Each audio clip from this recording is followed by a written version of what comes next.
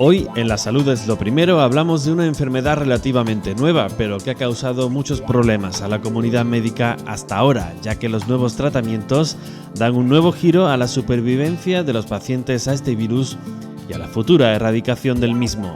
Hoy hablamos de hepatitis C.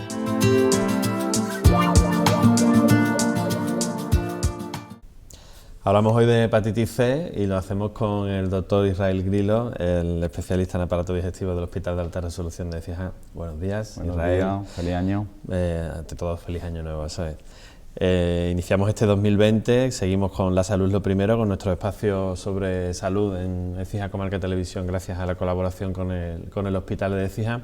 ¿Por qué hablar de hepatitis C en el programa de hoy, Israel?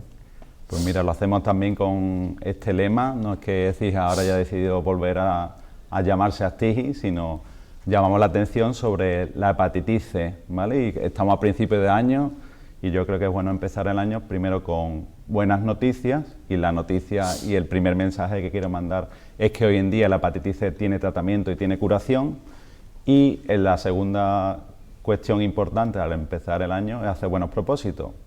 Pues nuestro hospital y la unidad de aparato digestivo se plantea este año poner en marcha una serie de propuestas, empezando con esta misma charla, para intentar eliminar la hepatitis C en nuestro área, en Écija. De ahí ese título llamativo de Écija quiere eliminar la C, ¿vale? Y entonces es un tema importante, siempre traemos aquí temas que sean importantes, y es lo que vamos a empezar a tratar con la introducción. La hepatitis C es una enfermedad que afecta a 71 millones de personas en el mundo, lo que supone un 1% de la población mundial, ¿vale? Y es una causa también de enfermedad hepática grave, como vimos con el alcohol. El alcohol es la primera causa de trasplante hepático en España, y la segunda es la hepatitis por virus C, de forma que supone el 20% de los trasplantes hepáticos en nuestro país. Gracias a este tratamiento nuevo que lleva unos años, pocos años en marcha, pues se ha conseguido reducir los pacientes que han necesitado el trasplante hepático a causa de la hepatitis C, de la cirrosis por hepatitis C. Y eso es lo que hay que señalar. Antes había unos tratamientos que eran muy duros, muy largos, no se curaban más del 40 o el 50% de los casos, y hoy en día son pastillas que en 8 semanas, 12 semanas, 2 o 3 meses consiguen la curación de un 95 o incluso más por ciento de los pacientes. ¿Eso a qué ha llevado a la Organización Mundial de la Salud? Pues a proponerse un reto, un objetivo importante que se plantean pocas veces en la medicina, que es acabar con una enfermedad, con una infección. Realmente para los digestivos hemos vivido una situación revolucionaria, ilusionante, de poder participar en este hecho histórico, que es acabar con una enfermedad. Entonces la OMS, la Organización Mundial de la Salud, se ha planteado en el año 2030 el objetivo de eliminar la hepatitis C. Lo hace con una serie de objetivos que no es quitarlos todos, pero reducir el número de diagnósticos, tratar a la mayoría de los pacientes. Y hay que decir que hay que estar orgulloso de los digestivos de España, porque España está por delante de muchos países, como después veremos en una gráfica, de forma que se quiere adelantar ese objetivo del año 2030 en España al año 2024. Y en eso estamos aquí en Écija, los digestivos de Écija, en poner nuestro granito de arena y ofrecer esa posibilidad para los ciudadanos de Écija y de nuestra área sanitaria. La información es importante, por eso estamos aquí también, para hablar de la enfermedad que esperemos que pronto tengamos ya fuera, por lo menos, de nuestras fronteras. Vamos a hablar de ella, de la hepatitis C. ¿Qué es exactamente? Es una enfermedad vírica, ¿no?, por lo que nos has comentado. Efectivamente, ¿no? El virus de la hepatitis C es un virus especial, que su información genética está en una molécula de ARN, ¿vale? Y es un virus que se conoce relativamente hace poco, es decir, no es un virus, si bien ha estado a lo largo de la historia con nosotros durante siglos y miles de años, su descubrimiento se produce hasta 1989, es decir, eso es aquí al lado, ¿vale? Se sabía que había infecciones a través de la sangre que producían hepatitis, inflamación del hígado, y que eran parecidas a otras hepatitis que sí se conocían, como eran la hepatitis A o la hepatitis B. Y se le llamó no A, no B, hasta que se llegó al diagnóstico. Eso quiere decir que durante mucho tiempo no se podía diagnosticar la infección, y eso ha tenido repercusiones, como veremos después cuando analicemos las vías de transmisión, en que se han contagiado muchas personas sin saberlo, pues por bolsas de sangre, transfusiones, y otra serie de procedimientos. El virus, una vez que entra en nuestro organismo, va al hígado y produce una infección de la célula hepática donde se empieza a multiplicar. Parte de esta multiplicación provoca el daño hepático, pero también el hecho de que el organismo intente defenderse también hace que mate células, y ese mecanismo de inflamación y destrucción celular es lo que en un grupo de pacientes puede llegar a producir una enfermedad grave del hígado, que es la cirosis, como hablamos el día de la hepatopatía por el consumo de alcohol, y en algunos casos también produce cáncer de hígado, el hepatocarcinoma. Durante un tiempo se estuvo relacionando la hepatitis con el SIDA, ¿no? Por lo menos en el tema de la transmisión, ¿no? Efectivamente, ¿vale? Porque una de las vías de transmisión más importantes es la vía intravenosa, y el consumo de drogas, cuando se compartían jeringuillas en la época del boom de las drogas por vía intravenosa, pues se contagiaban al mismo tiempo el VIH y la hepatitis C. De hecho, el hecho de que existiera una coinfección, es decir, al mismo tiempo una infección por el VIH, el virus de la inmunodeficiencia humana, que es responsable del SIDA, hace que la progresión de la hepatitis C sea más rápida, ¿vale? Haya más riesgos de cirrosis y de descompensaciones de la enfermedad. Ese fue una de las vías de transmisión que ahora pasaremos a detallar. Es solo una, pero hay más vías de transmisión. Sí, la principal es la sangre, ¿vale? Porque el virus, hemos dicho que llega, una vez que se infecta el organismo, va al hígado, empieza a multiplicarse y va pasando a la sangre. Entonces la sangre es la principal vía de transmisión. No hay que generar miedo, decir que no, por dar la mano, por la saliva, no son vías de contagio. La principal es la sangre. Y hemos visto del problema de eso, que no se conocía la enfermedad, no se conocía el virus, éramos capaces de detectarlo en la sangre. Con lo cual, las transfusiones de sangre, de plaquetas, de plasma, antes de los años en que se conocía, es decir, hasta 1990, 1992, pues ha sido una causa de contagio de la hepatitis C. El otro, el que ya hemos hablado, la venopunción por drogas intravenosas, es otra de las causas fundamentales, porque después se hicieron campañas para que aquellas personas que utilizaban drogas por vía intravenosa pues no utilizaban la misma jeringa, y ahí se consiguió cortar un poco la transmisión. Pero hay otras técnicas, las mismas de los practicantes, de los enfermeros y los médicos, porque hay que recordar que las jeringuillas desechables tampoco tienen tanta historia. O sea, no. Antes se utilizaban otro tipo de jeringas que no eran desechables, después veremos una, y que tenían el riesgo de que no se esterilizaban de manera adecuada y se compartían entre personas, y esa es una fuente de contagio también importante. Pero también otras técnicas que pueden pasar la piel y contaminarse con sangre, como pueden ser tatuajes, estos que se hacían pues con agujas y se compartían en la calle, o en los presos también son una población que está más expuesta al virus de la hepatitis C, por las drogas y también por los tatuajes que se hacían en los centros penitenciarios. Los que viven con pacientes con hepatitis C también tienen un riesgo de contagio, generalmente por cuestiones que pasan desapercibidas. Por ejemplo, utilizar una cuchilla sin darte cuenta, porque hoy en día nadie comparte objetos de aseo personal, pero antes se podía hacer, o en ciertas circunstancias inadvertidas se pueden hacer. En el día a día es muy difícil contagiarse. Y después otras vías que son menos efectivas, es decir, que son en porcentajes muy pequeños, puede darse el contagio de la hepatitis C, es de madre a hijos, ¿vale? Y con relaciones sexuales también es posible, especialmente cuando se produce relaciones sexuales de hombres con hombres, ¿vale? Por el tipo de relación, que hay más riesgos de contacto con sangre y eso, ¿vale? Esas son las principales vías de contagio.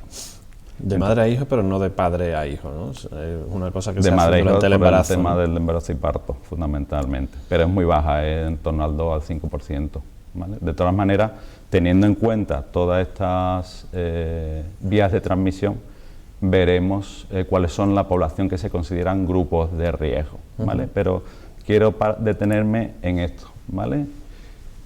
Os lo voy a enseñar.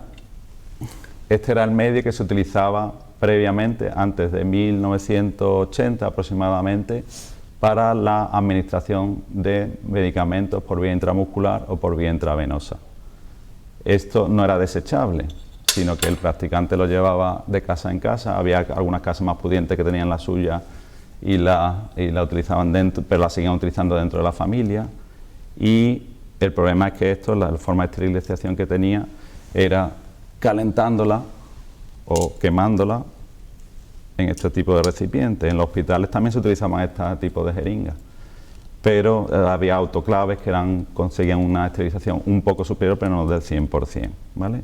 Entonces fue un español que también inventó la fregona, el que también inventó una jeringuilla desechable.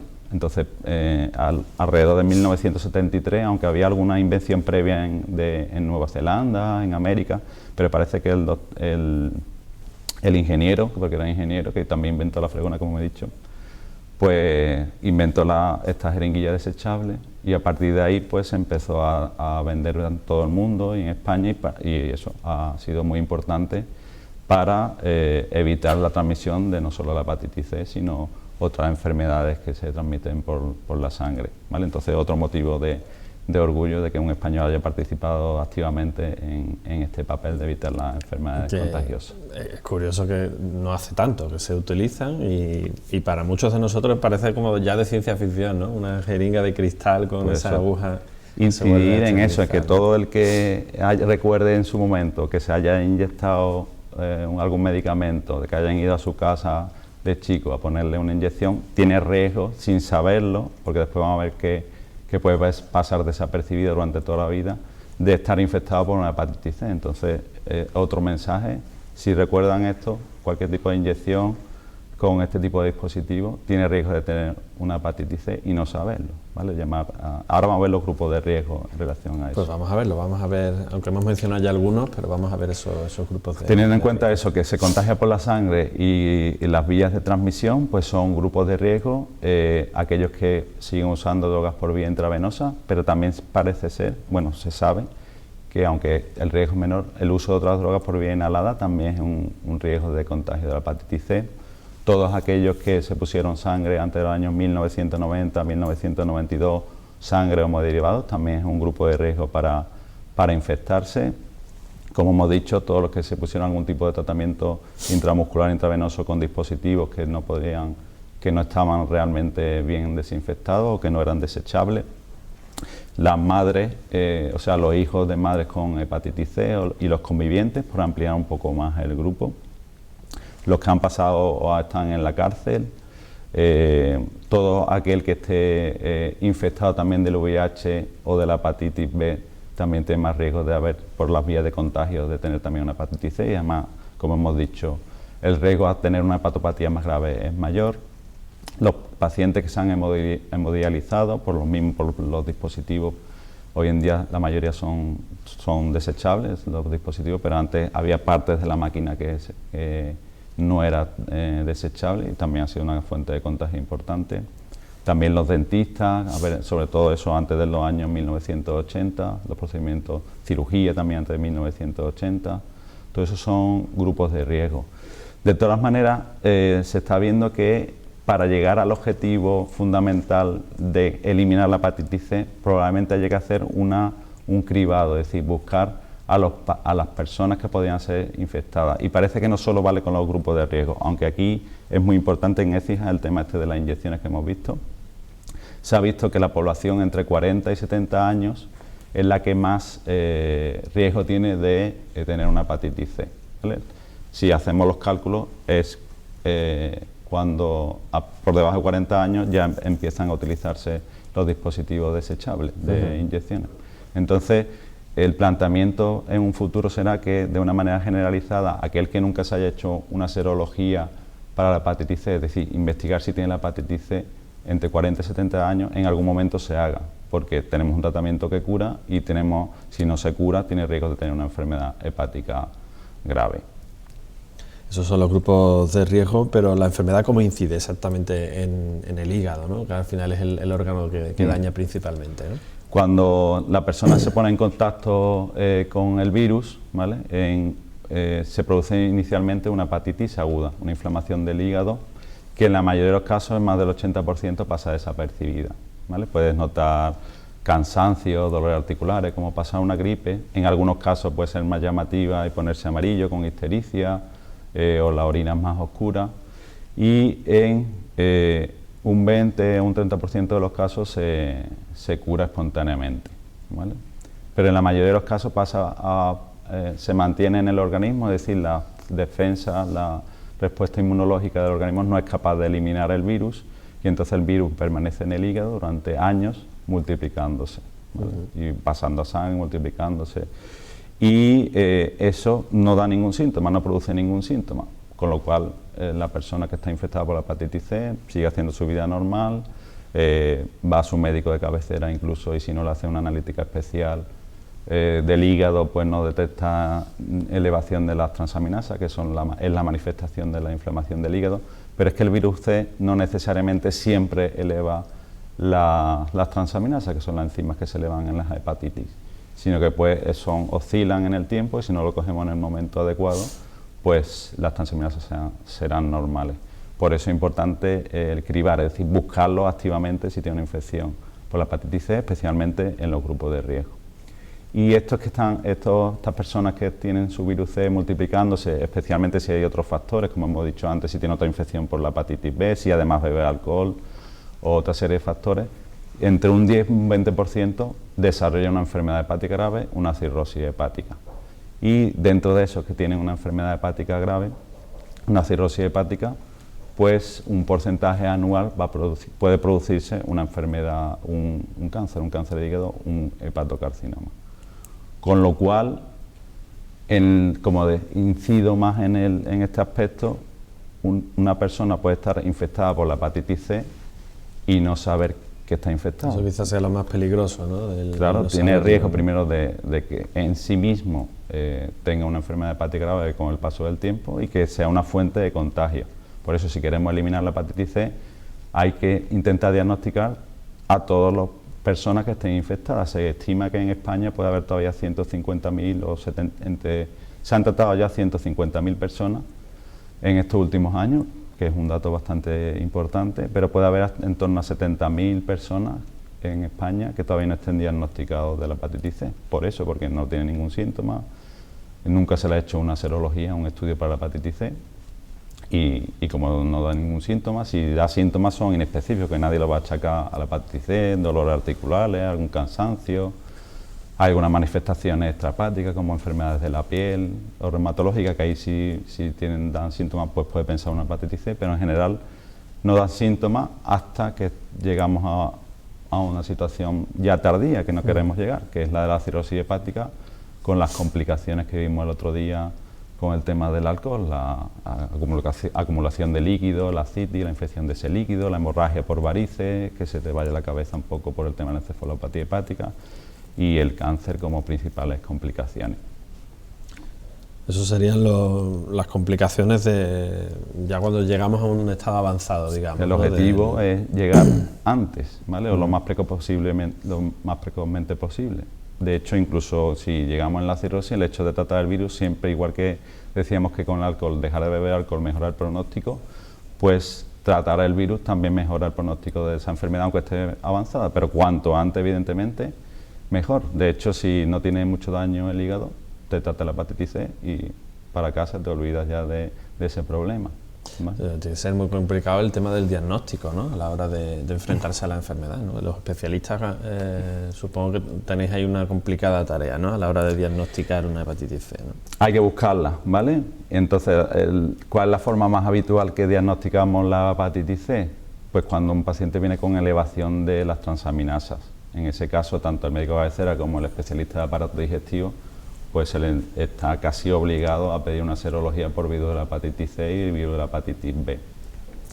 Y cuando hay factores de riesgo, como todos los que hemos comentado, pues también se debería pedir la serología a la hepatitis C, ¿vale? Pero eso es algo que hay que trabajar especialmente en atención primaria, ¿vale? Que siempre van con dificultades de tiempo y no tienen ese chip, a lo mejor, de ese clic de decir, este puede tener una hepatitis C, pero la intención es que sea una cosa, un cribado, es decir, buscar, para diagnosticar hay que buscarlo, porque hemos dicho, insistimos, no tiene síntomas y analíticamente puede no haber ninguna manifestación, lo que hay que buscarlo. ¿Y cómo se diagnostica? En principio, la técnica habitual es una extracción de sangre, ¿vale? y lo que primero se determina es si hay anticuerpos, es decir, si el paciente la persona está en contacto con el virus. Como hemos dicho, hay un grupo de personas que son capaces de curarse, un 20%. Entonces, con los anticuerpos que nos indican que están en contacto, en este caso, no es indicativo de que el virus esté multiplicándose. Entonces hay que dar un paso más, hay que ver si el virus se está multiplicando. Eso se hace midiendo el ARN que hemos visto al principio, que se multiplica, que es la forma que tiene de información el virus. Entonces, una vez que tenemos eso, sabemos que si tiene una infección crónica. Después hay otra serie de métodos que se utilizan sobre todo pues cuando en poblaciones vulnerables, para que sea una determinación rápida. Por ejemplo, en el Centro Municipal de Ayuda a la Drogadicción, pues se han hecho durante un tiempo unas técnicas en saliva, que es más sencilla, y a partir de ahí se saca sangre. Aquí en la población general vamos a intentar poner en marcha un día pues para concienciar y para todo el que quiera pues hacerse un estudio de la hepatitis C, pues empezaríamos también probablemente por un test de saliva. Son técnicas que son más sencillas, son rápidas y que dan el primer paso para intentar ampliar el estudio. Una vez que sabemos que la persona está infectada, tiene una infección crónica por el virus de la hepatitis C, pues necesitamos saber cuál es el daño que tiene en ese momento el hígado, ¿vale? Eso se hace primero por analítica, con una serie de investigaciones y teniendo una serie de parámetros, pues se hacen unos cálculos y te permite detectar el grado de fibrosis, ¿vale? La cirrosis se produce con una evolución de fibrosis, que recordemos que es consecuencia de la inflamación mantenida.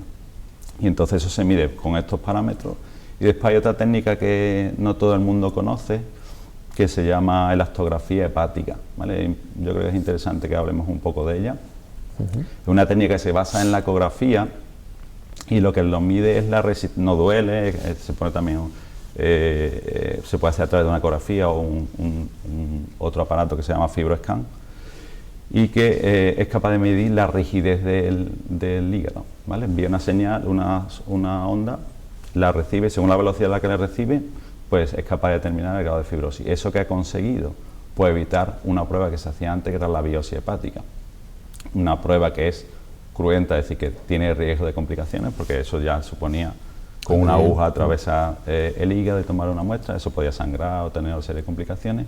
Gracias a las investigaciones de los compañeros de aparato digestivo, de los hepatólogos, pues se ha llegado a determinar el grado de fibrosis. Y eso nos permite saber si el paciente, una vez curado, pues puede darse de alta, es decir, se puede olvidar de esa infección o necesita un seguimiento en el tiempo.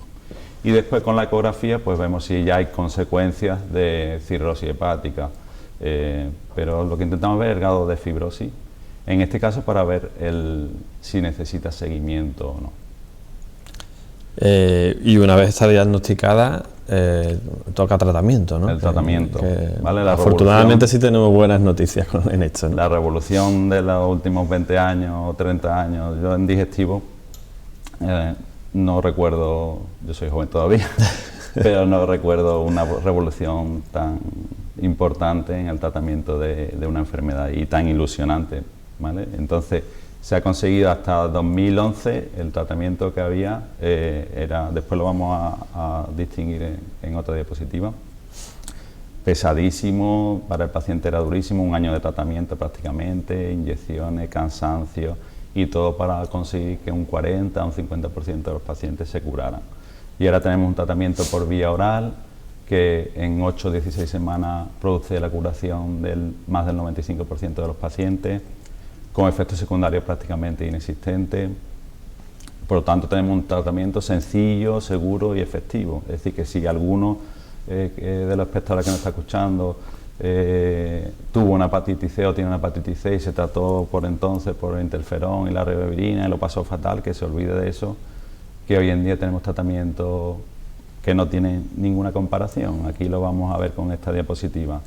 Antes, interferón más ribavirina, había que pinchar a los pacientes, menos del 50% de eficacia, muchos efectos secundarios, sobre todo el cansancio, había que ponerle inyecciones porque se producía anemia, era difícil para el seguimiento continuo en la consulta, era duro, muchos abandonaban el tratamiento porque no aguantaban los efectos secundarios, y ahora con los nuevos antivirales, tratamiento por vía oral, más del 95% de eficacia, casi nadie, vamos, De aquí en Écija nadie abandona el tratamiento sin efectos secundarios y la mayoría en 12 semanas, 8 semanas, se cura.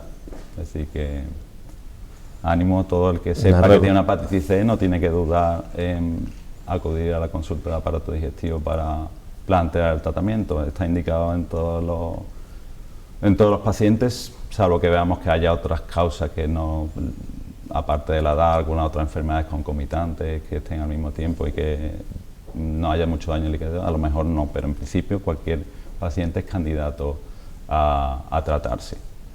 Con estos buenos datos el objetivo está claro, ¿no? Es, si no erradicarla del todo, al menos en su gran mayoría, ¿no? La sí, enfermedad. estos son los objetivos de la OMS para 2030 y hemos dicho que se trata en esta fecha de reducir los nuevos casos de hepatitis C en un 90%, es decir, prácticamente que desaparezca, y reducir la mortalidad en un 65%. Para ello tenemos que diagnosticar al 90% de los pacientes, de las personas que estén infectadas y haber tratado al 80%. Y en la diapositiva vemos por colores cómo es la distribución, en qué momento estamos de esta eliminación, y vemos que España está en verde, estamos por delante, solo superados por Islandia, y hay otros países, Australia, que están también avanzados, Egipto, que había mucha hepatitis C, pero nosotros estamos en el buen camino y hay que seguir avanzando y poniendo nuestro granito de arena. Y aquí ponemos algunos datos de nuestro hospital, ¿vale? Entre el año 2008 y 2018 se diagnosticaron en nuestro hospital 99 pacientes y ya tenemos tratado 71 y los 71 están curados, ¿vale? Hemos tenido una tasa muy alta del 100%, pero es que eso prácticamente se produce en todos los hospitales. Ahí el mérito es de haber dado diagnosticados y que los tratamientos son excepcionales. Pero teniendo en cuenta esas cifras que hemos visto antes, pues en Écija estimamos que entre 60, 70 y 160 habitantes podría estar todavía infectado por la hepatitis C y no saberlo. Y es a esas personas a las que tenemos que buscar y tenemos que diagnosticar para ponerle el tratamiento para este objetivo de eliminar la C en Écija, ¿vale? Y para eso tenemos una serie de proyectos, algunos de ellos ya están en marcha, como por ejemplo hemos visto que un grupo vulnerable o especial, el grupo de riesgo, el de los drogadictos, pues con el Centro Municipal de Ayuda a la Drogodependencia, con la doctora María del Mar Vázquez, pues llevamos ya tiempo trabajando y ya hemos tratado a varios pacientes de su centro con muy buenos resultados. Otra forma que hay es intentar buscar en la historia del hospital si hay alguna persona que se haya diagnosticado de la hepatitis C y por algún motivo haya abandonado el seguimiento, ver si, por la base de datos, ver si realmente no se ha tratado. Eso ya lo hemos hecho también en el hospital, solo se nos ha escapado uno que buscaremos activamente para poderle ofrecer la oportunidad de curarse. Buscaremos también otras bases de datos y después haremos también algunas charlas, empezando, como hemos dicho, por esta.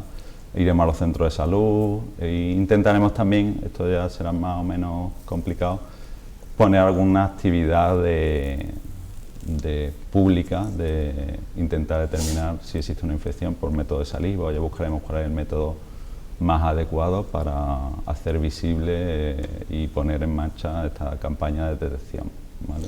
Quizá los familiares de estas personas que han padecido hepatitis sí deberían hacerse activamente este tipo de pruebas. Efectivamente, especialmente esos los que tuvieran su madre como con una hepatitis C, pero en general hoy en día también, aunque no sea su madre o que fuese su padre, también se recomienda a los convivientes como grupo de riesgo, y como vamos a por todas a eliminar el virus de hepatitis C, no hay que dejar ningún cabo suelto, y aunque el riesgo realmente sea bajo, especialmente si es el padre o incluso la madre, si vamos a eliminar la hepatitis C, hay que buscar a cualquier factor, incluso como decíamos antes, el grupo de edad entre 40 y 70 años sería un grupo también para cribar, para buscar la hepatitis C. Bueno, programa optimista el de hoy. Sí, para empezar el año hay que ser optimista y tener buenos propósitos. Algunas conclusiones, a modo de resumen para que quede claro. En primer lugar, que la hepatitis C, como hemos visto, puede ser completamente asintomática e incluso no dar ninguna alteración en la analítica, salvo ocasionalmente una elevación de las transaminasas. Que en un grupo de pacientes que están infectados por la hepatitis C pueden tener consecuencias graves en el hígado, una cirrosis hepática con todas sus complicaciones, y la más grave, o una de las más graves, un cáncer de hígado, el hepatocarcinoma. Que cuanto antes consigamos diagnosticar la enfermedad y menos evoluciones de la enfermedad, menos complicaciones va a tener el paciente, hasta tal punto que si el grado de fibrosis es bajo, pues se le podría dar de alta al paciente y olvidarse de ese problema para toda su vida. Que es importante acudir al médico, especialmente si existen factores de riesgo. Recordamos de nuevo este elemento, ¿vale? De la jeringa que no es desechable. Todo el que recuerde esta jeringuilla, pues que acuda a su médico, y que fundamentalmente, si estamos buscando que pacientes están infectados, es porque tenemos un tratamiento que lo va a curar. Y si todos ponemos nuestro granito de arena, pues ese objetivo tan ilusionante y tan importante para la salud como puede ser eliminar la hepatitis C, pues se puede conseguir eliminar la hepatitis C, y si en ECIJA es uno de los primeros, pues mucho mejor. Está bien que salgamos en las noticias por cosas buenas. Efectivamente. Terminamos, Israel, con una pregunta de uno de los televidentes, que ya saben que pueden realizarnos en el correo electrónico del programa o bien en redes sociales con el hashtag que pueden ver durante todo el espacio. Mauricio75 nos pregunta, en su caso nos cuenta que en varias analíticas le ha dado la transaminasa alta, un poco por encima de la media, pero en cambio da negativos en el virus. ¿Se debe preocupar o tiene que tomar alguna precaución especial? Con respecto a la hepatitis C, son muy raros los casos de serología negativa teniendo la hepatitis, teniendo realmente la hepatitis. O sea que en ese sentido puede estar tranquilo. Y después ya el tener las transaminasas altas, pues eso ya entra dentro de un diagnóstico diferencial, de que debe ver las diferentes causas. Como vimos, la más frecuente de España es el consumo de alcohol. Si él no consume alcohol en cantidades tóxicas, esa se puede descartar. Y la otra causa más frecuente en España y en los países desarrollados es el sobrepeso, el hígado graso no alcohólico, que espero que el año que viene podamos hablar sobre él, porque ya 2-3 temas fundamentales del hígado, o 4, son estos: el alcohol, que ya lo hemos visto, la hepatitis C, para el año que viene, si Dios quiere, pues la hepatitis B y la enfermedad hepática asociada a la obesidad o esteatosis hepática no alcohólica. Nos lo apuntamos en agenda como propósito también de nuevo año para la próxima temporada. Bueno, pues Mauricio75 queda también respondido. Ya saben que pueden mandarnos preguntas ya para el siguiente tema de nuestro espacio, La salud es lo primero, al correo y al hashtag del programa. Israel, muchísimas gracias. De nada, un Nos placer. vemos en próximos programas. Igualmente. Feliz año.